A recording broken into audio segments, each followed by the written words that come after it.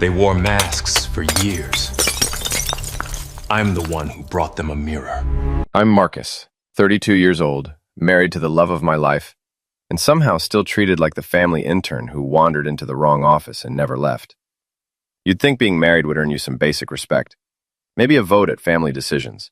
But in my wife's family, I'm basically the IT guy who fixed the Wi-Fi once, and now gets summoned every time someone needs tech support or a convenient target for their jokes. My wife Emma comes from what I can only describe as a competitive family dynasty. The kind of people who wear coordinated outfits for holiday photos without irony, and maintain a group chat called The Winners, complete with trophy emojis. Every Sunday dinner feels like auditioning for a reality show about insufferable people with too much money. Her mother, Patricia, runs the show. Think of someone who could turn a pot roast into a weapon of psychological warfare. She doesn't just host dinners, she orchestrates them like military operations.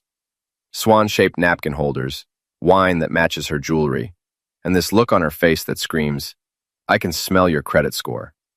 She'll serve you dessert with a smile, but if you look carefully, you'll see the judgment baked right into the crust. Then there's Richard, the dad. Retired finance guy, golf obsessive, basically a khaki commercial that gains sentience. Every conversation circles back to the golf course. Golf teaches discipline and character, he'll say, like he's quoting ancient wisdom. Meanwhile, I'm trying not to doze off before the pie arrives. He doesn't hate me exactly. He just can't comprehend how I make money by typing. I once explained that I write code for complex supply chain systems. He said, "Oh, like spreadsheets," and patted my shoulder like I'd admitted to finger painting for a living. And then there's Jessica, the younger sister. 26, going on influencer. She's the golden child who changes careers every quarter and somehow always lands gracefully. One month she's a life coach, the next she's consulting for wellness brands. Translation? She makes PowerPoints for people selling candles on Instagram. But the family acts like she's solving world hunger between yoga sessions. Every year brings a new boyfriend too, each more unbearable than the last. Me? I'm the quiet one who keeps his head down. I work remotely, building back-end infrastructure and automation systems for actual companies that pay real salaries. But since I don't spam LinkedIn with motivational quotes or brag about brunch meetings, they assume I'm basically unemployed. Last Christmas, Richard literally asked if I'd considered applying somewhere more stable. I said, "Like a psychiatric ward?" He didn't laugh. The thing about Emma's family is they mistake volume for value. Whoever talks loudest at dinner apparently wins. I sit there eating my vegetables, wondering if any of them have experienced silence that wasn't due to buffering issues. Emma is smart, beautiful, and, unfortunately, fluent in her family's language of appearances. She grew up in that world, so she doesn't always see it. To her, Sunday dinners are bonding. To me, they're unpaid therapy sessions with better lighting and worse outcomes. I remember our first dinner after getting engaged. Patricia toasted to expanding the family portfolio, like she was announcing a merger.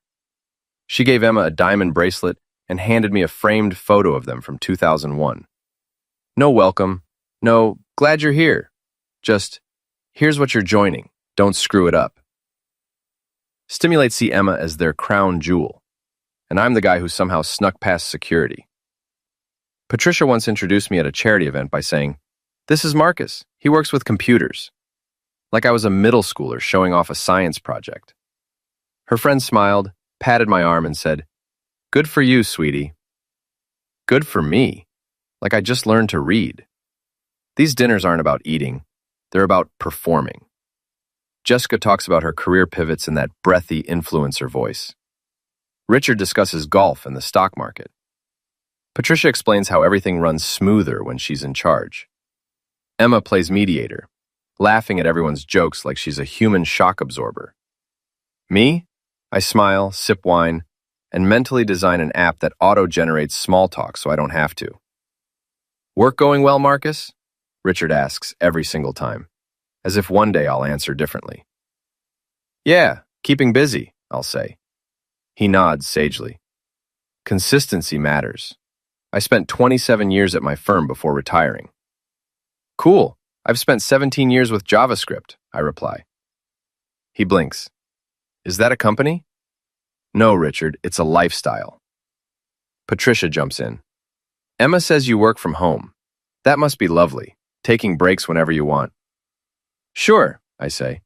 Between the 8-hour coding marathons and client calls at 3 in the morning for London time zones, I have tons of downtime. She gives me that tight smile. Well, at least you get to be around Emma more. Yeah, I say. Living the dream, watching her answer emails instead of watching sunsets. The first time I tried being genuinely honest at one of these dinners, it went nuclear. Patricia asked if I thought Jessica's new skincare line was viable. I said, if her business model consists of selfies and affirmations, absolutely. You'd think I'd committed heresy. Emma kicked me so hard under the table my shin bruised for days. Now I play the silence game. Because in that family, speaking truth is like lighting a match in a gas station. You might illuminate things for 2 seconds before everything explodes.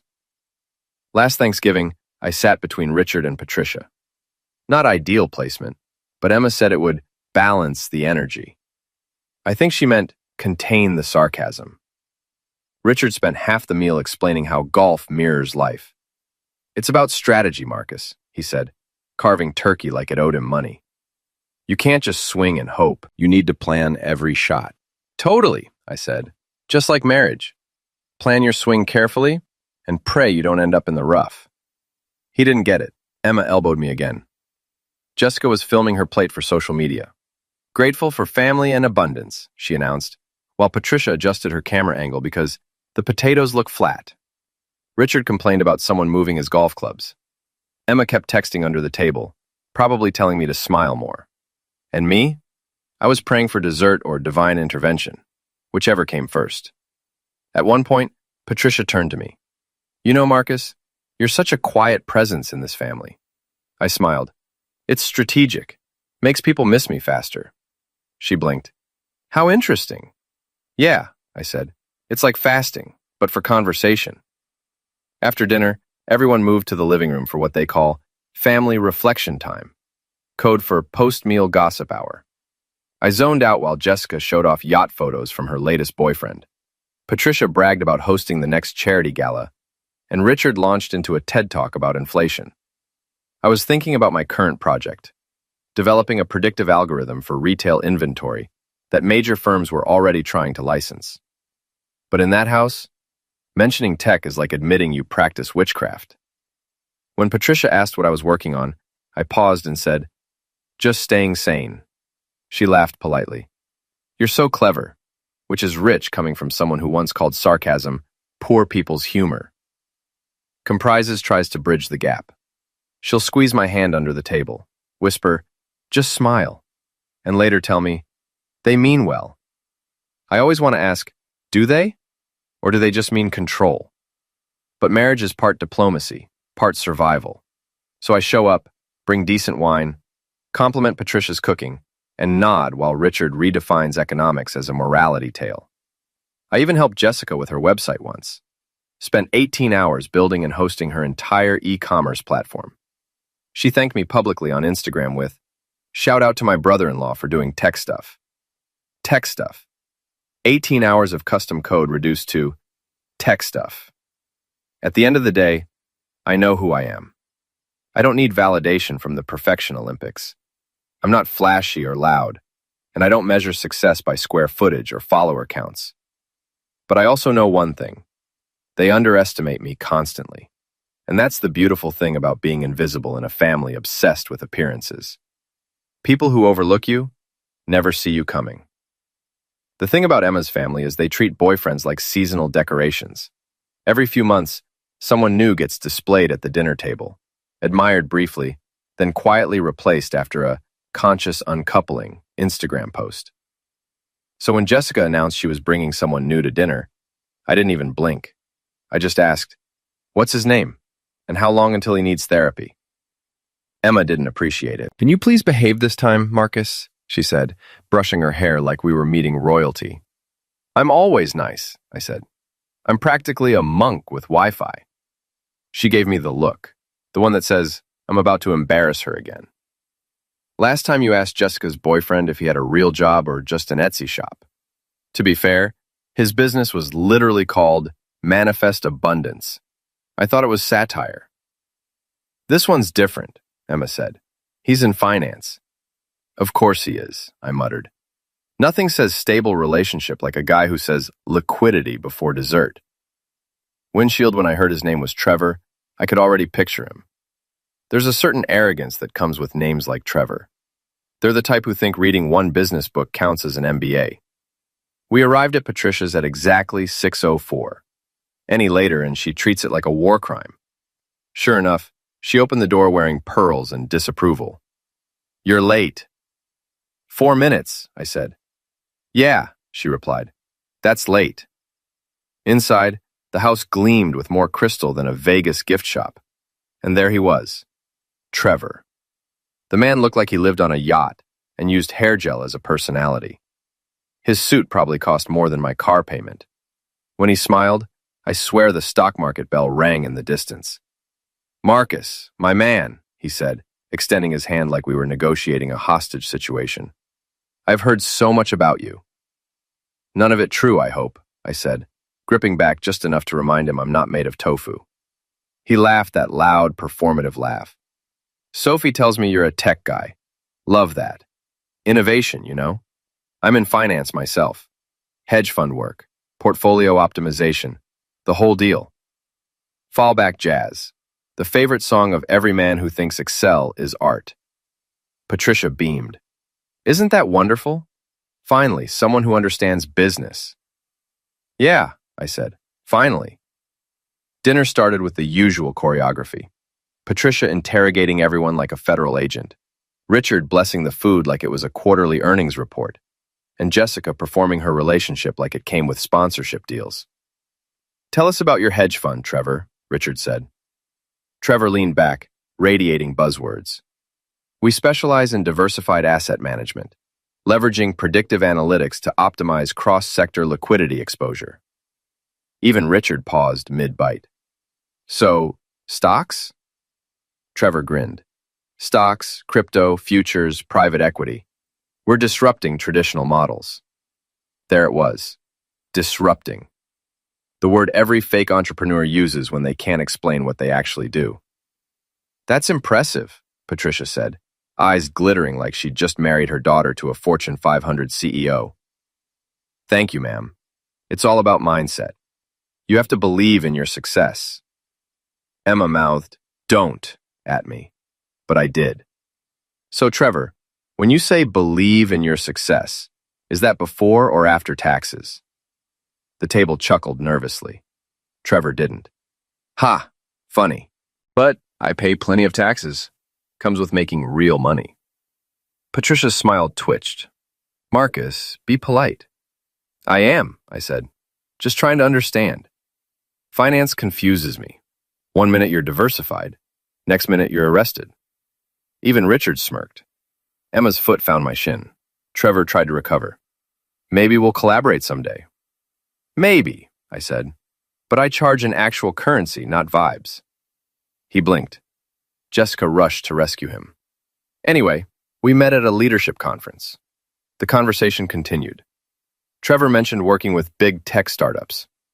I asked which ones. He got vague. When he suggested I should pivot into finance, I nearly laughed. Tech's great and all, but finance is where real money lives, he said. Men like us should always push for more. That's why I married Emma instead of her sister, I replied. The table went silent. Richard coughed into his napkin. Trevor chuckled nervously. You've got jokes, huh? I'm a software engineer, Trevor. Debugging people is part of my skill set. He smirked. You know, tech's fine, but real power's in finance. That's where decisions happen. Good to know, I said. When I build the software that replaces your job, I'll remember to be gentle. Emma's hand clamped on my thigh like a seatbelt. Patricia cleared her throat. Dessert, anyone? As Patricia fetched pie, Trevor leaned toward me. I like you, Marcus. You remind me of my interns. Thanks, I said. You remind me of pop-up ads. Menstrual arrived. Trevor launched into another sermon about success and mental frameworks, quoting Elon Musk twice. Then came the punchline. He told a story about some guy who built software, made $7, and thought he was Zuckerberg. That's the problem with tech guys. They live in fantasy land. Whatever laughed. Everyone except me. Emma's laugh sounded forced. Even Patricia chuckled. Richard shook his head like it was wisdom. Trevor looked right at me. You ever try something like that, Marcus? I smiled, polite and deadly. Once made $9. Inflation, you know. Pity chuckles followed. Trevor smirked. Well, at least you've got backup options. I know someone who teaches coding to high schoolers. The table erupted again. I laughed too, quietly. Because what they didn't know was I just signed a 7-figure contract with a global firm that Trevor's company was desperately trying to impress. Sometimes silence isn't surrender. It's strategy. I raised my glass. To thriving. Trevor clinked his against mine, grinning like someone who didn't realize he'd just walked into his own punchline. By Friday, my phone buzzed with another summons from Patricia. Dinner Sunday, 6 p.m. Dress appropriately. No emoji, no warmth. Just orders.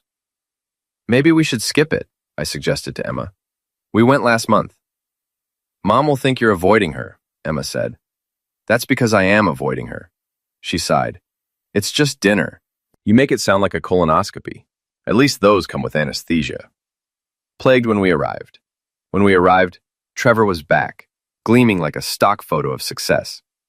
Hey, Marcus, good to see you. Always a pleasure, I said, shaking his hand. Dinner started normally enough, until Patricia asked Trevor about work. Closed a major deal last week, he said. Hedge fund merger. Confidential stuff. In Trevor speak, confidential meant imaginary. And you, Marcus? Patricia asked. Any big moves? Yeah, I said. I upgraded my antivirus software. Silence. Forks clinked. Emma's look could have melted steel. Then Trevor pivoted. So, Marcus, what do you actually do? Tech's pretty broad. I run a software firm. We develop back-end systems for logistics companies. He nodded like a man pretending to understand calculus. So, like, websites? Rugas, I said. If NASA built websites for grocery stores. He laughed. Hey, maybe you can help sometime. My company's building an analytics platform. We're looking into tech integration, back-end algorithms, that stuff. Really? I asked. What's it called? He grinned. Flowstream or something. Still in talks, though. My fork froze. Flowstream? My company. Interesting, I said slowly. And your firm's acquiring it? Yeah. My team's handling negotiations. Should close soon. Big deal for us. I looked at Emma, who was blissfully unaware she'd just entered an episode of Irony Theater. Then I looked back at Trevor. Flowstream, I repeated. Funny. I know that company. Trevor smirked. Oh yeah? You invest in tech? Something like that, I said, pulling out my phone. I opened my email and scrolled to the acquisition confirmation, where my name sat clearly above the title. Marcus Chen, CEO, Flowstream Technologies. His smile faltered. You okay? I asked casually. Yeah, just didn't realize you were involved. Oh, I'm very involved, I said. We've been negotiating with your firm for months. Funny, no one mentioned you. Patricia looked between us.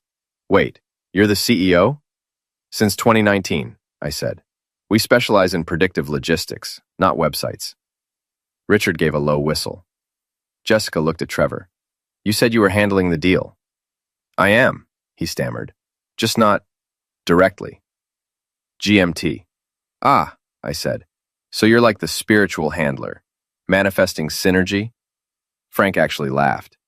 I saw Emma bite her lip to keep from smiling. The rest of dinner went quiet. Trevor suddenly had nothing to say. Jessica stared at her plate. And me? I just kept eating, smiling like a man who'd finally found air conditioning after hours in hell. When we said goodbyes, Patricia actually hugged me. Aaron, congratulations. You never mentioned how successful your company was. You never asked, I said, smiling. Trevor extended his hand. No hard feelings, man. I shook it. Of course. And if you ever need back-end help, I know a guy.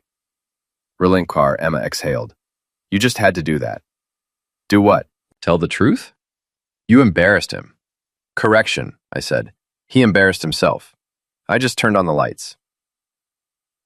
The following weekend, we were back at Patricia's because apparently weekly emotional dodgeball is mandatory. The moment we walked in, I could tell it was going to be intense. Trevor was there again, which meant life doesn't love me that much. Dinner started with the usual small talk until Richard asked, "How's that acquisition going, Trevor? Flowstream, was it?" Trevor's fork froze. "Oh, it's good. Normal delays." "Really?" I asked innocently. "I thought it closed last Thursday." Retched, his eyes flicked to me. "Oh yeah, that's what I meant. Closed Thursday." "Congrats," I said, raising my glass. "It's great when people learn about their company's milestones from other people." Emma kicked me under the table. But Trevor wasn't done. "You know, Marcus, it's inspiring that you run your own business. Takes guts. Most startups fail." "Ah, yes," I said.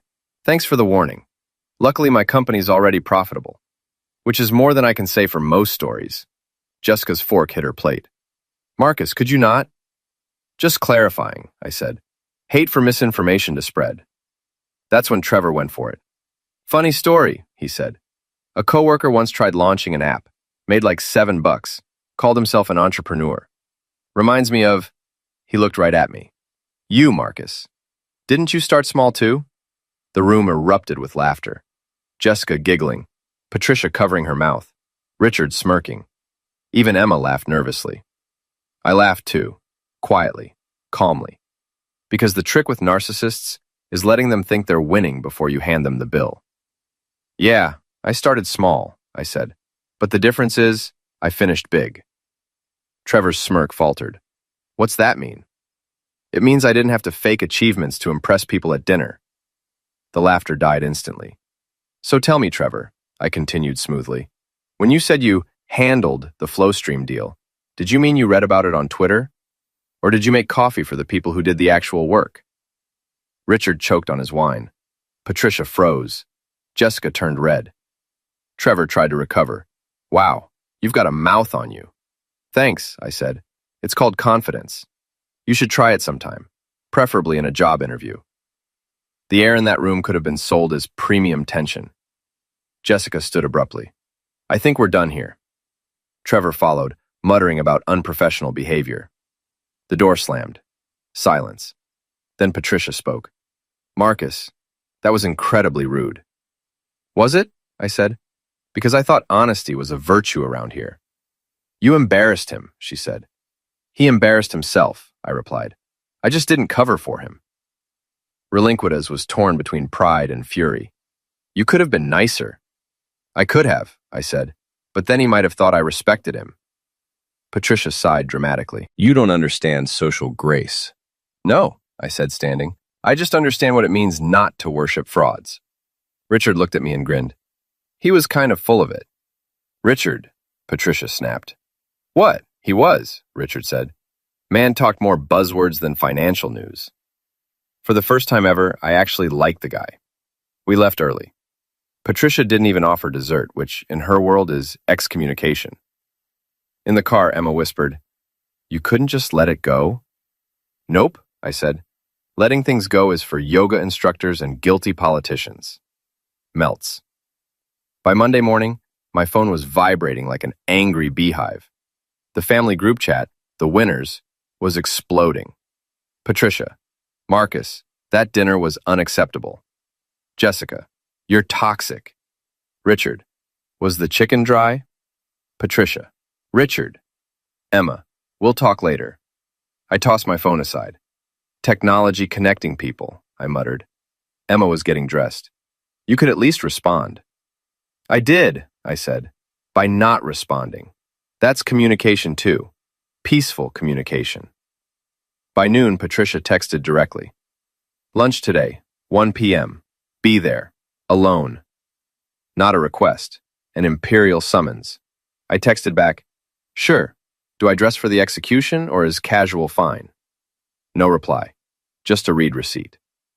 At 1 p.m. sharp, I arrived at Le Jardin, a restaurant so pretentious it probably charged for breathing. Patricia was already there, sipping water with lemon and judgment. "Marcus," she said with that politician's smile, "thank you for coming." "My pleasure," I said. My therapist said I needed more emotional challenges. Restrictions. She didn't laugh. The waiter came over, visibly terrified. 2 salads? Patricia said. No dressing for me. Ranch for him. Wow, I said. Telepathy. Impressive. Restrain her napkin. Marcus, we need to discuss your behavior. You humiliated Trevor in front of everyone. That reflects poorly on this family. Right, I said. The real issue isn't that your daughter brought a fraud to dinner. It's that I noticed. Rinse pursed. You could have handled it privately. Oh, like how you handle things privately by sending group texts with passive-aggressive inspirational quotes? Her eyes narrowed. You think this is funny? I think it's tragic, I said. A whole family more concerned with appearances than truth. You could trademark denial. Shirts, she leaned forward. Marcus, our family has a reputation. Richard's colleagues, my charity connections. We can't afford drama. Then stop inviting it to dinner, I said. The waiter arrived with salads, looking like he'd wandered into a hostage situation. Patricia poked her lettuce. Families like ours thrive on unity. We present a united front. You're not a family, I said. You're a PR campaign. She froze. Excuse me? You heard me. You care more about optics than honesty. It's not unity, it's image control. And I'm tired of being the scapegoat because I don't play along. Discharged, her voice dropped.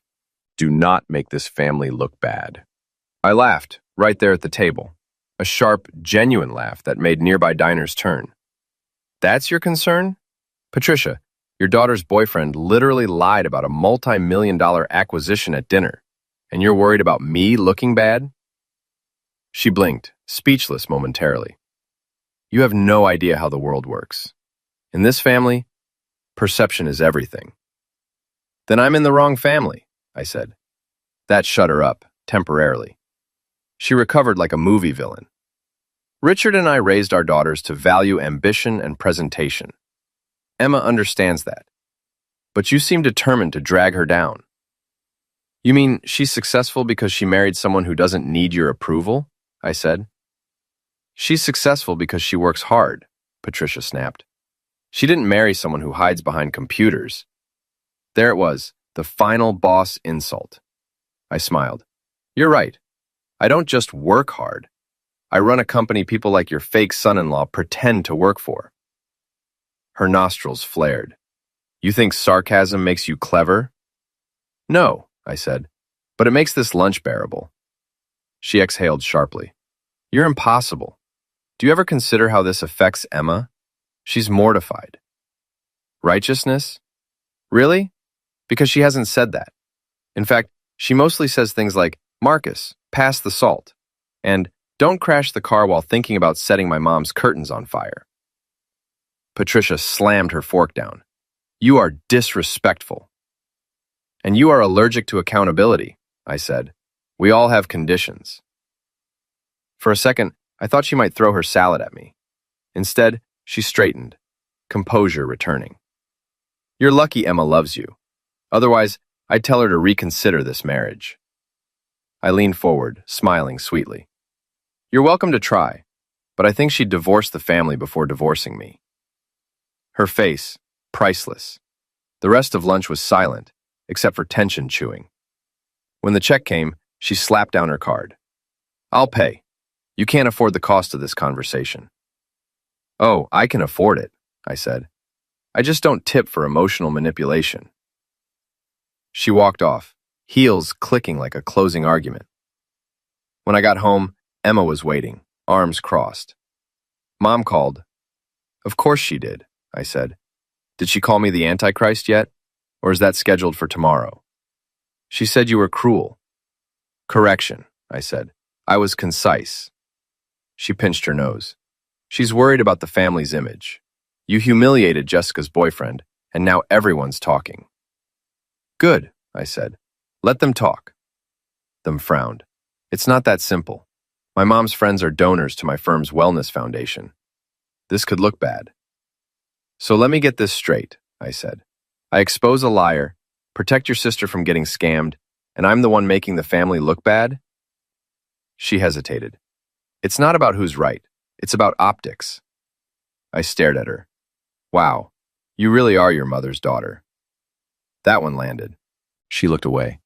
I didn't mean, no, she said quietly. You did. Resigned in uncomfortable silence. Finally, she said, you can't keep fighting them like this. I'm not fighting them, I said. I'm defending myself. There's a difference. I just wish you'd let things go. I wish they'd stop giving me things to hold, I replied. We looked at each other. Two people in love, but speaking completely different dialects of sanity. I'll fix it, she said. You can't fix it, I said, because it's not broken. It's just real, and they can't stand real. She didn't reply, just went upstairs. I sat alone until I found a text from Richard. You're not wrong, just bad at delivery. Next golf game's on me. I chuckled. Before bed, Emma appeared at the doorway. Promise me next time we see them, try not to make the family look bad. I grinned. Deal. I'll make them look honest instead. She rolled her eyes but smiled. Good night, Marcus. Good night, Mrs. Damage Control. She laughed, despite herself. A week later, Emma got a reminder text from Patricia. Family dinner Friday. Immediate family only. No drama. I snorted. That's like inviting lightning and saying, please don't thunder. Trolley arrived. The Hollis house was quieter than usual. Dimmer candles, softer music. Patricia had traded her pearls for a simple necklace, maybe attempting approachability.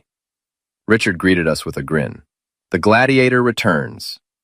Just here for dinner, not conquest, I said. Patricia emerged from the kitchen. Marcus, Emma, thank you for coming. Her tone was different. Less frost, more diplomacy. Like someone fresh from PR rehab. We sat down. Just the four of us this time. No audience, no backup singers. Patricia poured wine. Before we eat, I'd like to address everything. Richard mouthed, here we go. She inhaled deeply. Marcus, I owe you an apology. I blinked. I'm sorry, what? She nodded. I let my pride interfere. You were right about Trevor. You were right to expose him. I just didn't like how it made us appear. Pressured. That's an understatement, I said carefully. She actually smiled. Yes, but I've reflected. Maybe the problem isn't how things looked. Maybe it's that we care too much about looking perfect. Crimson raised his glass. Hallelujah. Emma's eyes widened. Mom, did you just agree with Marcus? I did, Patricia said. Don't make me repeat it. If I hadn't been sitting, I'd have collapsed. She continued. I spoke with my charity board. I'm taking a step back. I need to focus on my family, not just how my family appears. That stunned everyone. Wow, I said. That's unexpected. Patricia shrugged. Turns out humility is cheaper than therapy. We all laughed. Genuine laughter. Strange but good. Then she looked at me. And Marcus, I'm proud of what you've built. You've done well. I stared, half expecting a prank show to appear. Did Richard spike your wine? Don't push it, she said, but smiled. Dinner that night was pleasant. No digs, no backhanded compliments, no silent warfare disguised as etiquette. Just people eating and occasionally laughing without calculating optics. After dessert, Richard pulled me aside on the patio, lighting a cigar. You know, son, you did what I never could. What's that? Made her admit she's wrong? I grinned. Careful, she might hear. He chuckled. Worth the risk. We clinked glasses. For once, it felt like real peace. When Emma and I got home, she collapsed on the couch. I don't believe it. My mom actually apologized. I think you broke her programming. Don't give me too much credit, I said. She's still version 1.5, the beta version of humble. Emma laughed so hard she snorted. We sat in comfortable silence. Then she said softly, I used to think keeping peace meant keeping quiet, but maybe it just means telling the truth without apology. I smiled. Sounds like someone's been hanging out with me too long. Maybe, she said, and maybe that's not a bad thing. The next morning I woke to a text from Patricia. Good morning, Marcus. Family brunch Sunday. No expectations, just pancakes. Pancakes, the universal symbol of surrender. Emma peeked over my shoulder. You going? Hell yes, I said. Free food and emotional closure, count me in. Sunday brunch was shockingly normal. No veiled insults, no speeches about family values, not even one mention of reputation. Just pancakes, sunlight, and everyone pretending not to walk on emotional eggshells. Patricia smiled genuinely when I arrived. Marcus, thank you for coming. My therapist said face your fears, I replied. Richard laughed so hard he nearly spilled his drink. Jessica rolled her eyes but winked. Emma mouthed, behave, across the table. And for once, I did, because I didn't need to prove anything anymore. I'd already said what needed saying, survived the fallout, and watched an entire family recalibrate around honesty. Turns out, truth doesn't just set you free. It makes breakfast taste better. After brunch, walking to the car, Emma slipped her hand into mine. You realize you changed everything, right? Maybe, I said. Or maybe I just stopped pretending. She smiled. Same thing. The sun hit perfectly. The air felt lighter. For the first time since marrying into the family of perfects, I wasn't carrying their weight anymore. No more performances. No more quiet compliance. Just freedom. Simple. Unapologetic. Earned. I opened her car door and grinned. You know, I might actually start looking forward to family dinners. She laughed. Don't push it. I shrugged. Worth a try. And with that, we drove off. Free, flawed, and finally real.